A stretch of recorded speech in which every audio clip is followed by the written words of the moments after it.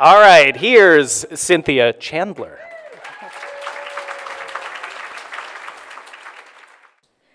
So picture this. I'm 22 years old, the daughter of a Baptist minister, unmarried, and pregnant. Could life throw me any more curveballs? I go to my prenatal appointments, I get my sonograms, and I find out I'm having a girl. I'm ecstatic. I've had my girl's name picked out since 1978 when I saw the movie Ice Castles. I desperately wanted a girl.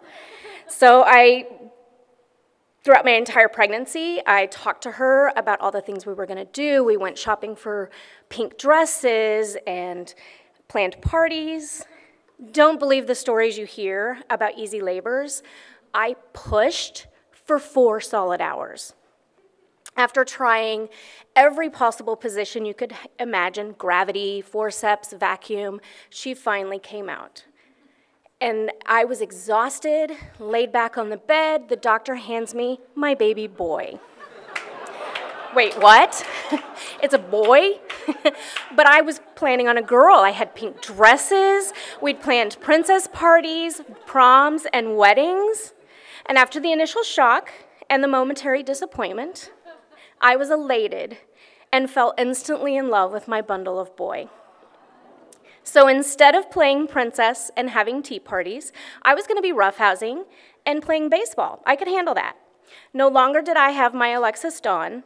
Instead, I was introduced to Kendall Michael, and that's where our story started. Kendall was such a sweet, vibrant, loving little boy, and even more so when his sister was born. He loved her, and she looked up to him. They played so well together, always laughing, comforting each other. They were never really competitive with each other. But as Kendall entered middle school, I noticed a change.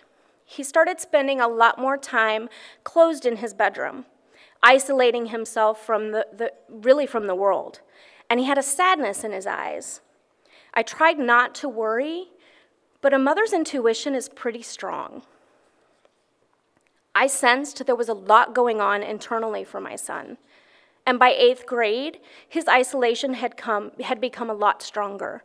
And when a call came from the middle school expressing concerns, I knew it was time to intervene.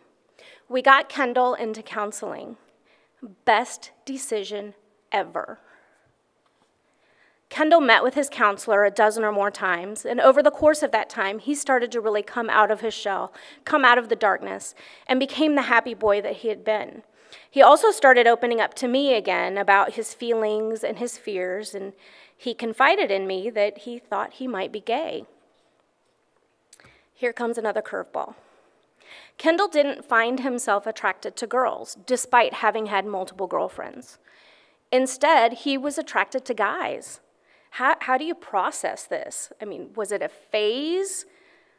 Was it just something he was experimenting with? I wasn't surprised, but I felt a sense of failure.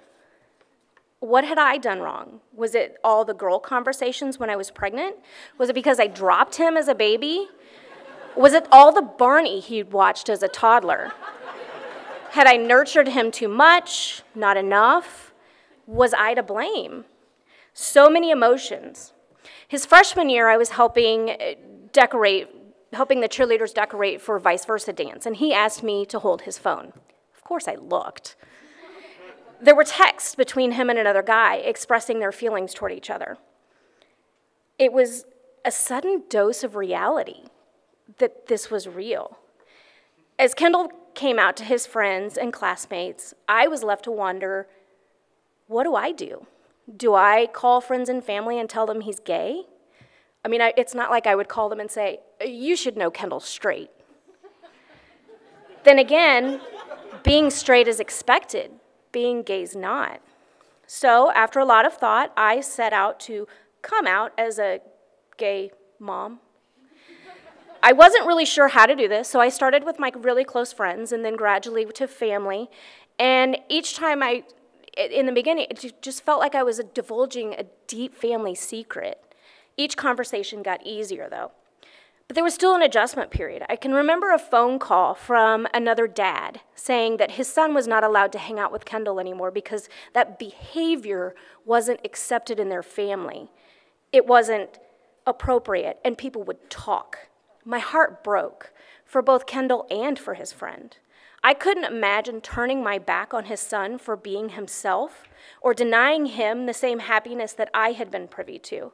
I wanted to protect my baby from the hatred in the world and let him grow and face the realities on his own. So I had to make sure he knew I would always be there for him. There's a Vietnamese proverb, brothers and sisters are as close as hands and feet. And that's certainly true of Kendall and Lexi. They are each other's confidants, always have each other's backs, and they are best friends. And that relationship has really helped Kendall through this journey.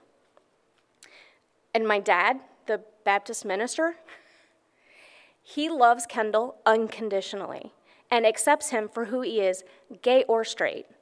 He has taught me that you can be a Christian and supportive of equality. It's about love and acceptance, not judgment and condemnation. I'm lucky. Kendall's lucky.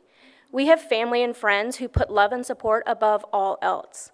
Everyone around us views Kendall as the outgoing, flamboyant, vivacious person that he is, never lacking popularity.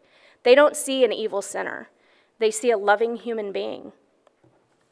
Kendall has opened my eyes to a world filled with love and acceptance. So often I'm asked what it's like to have a gay son. I don't know. I'm just a mom with a son. It's that simple. And the bonus, I won't have a daughter-in-law. Thank you.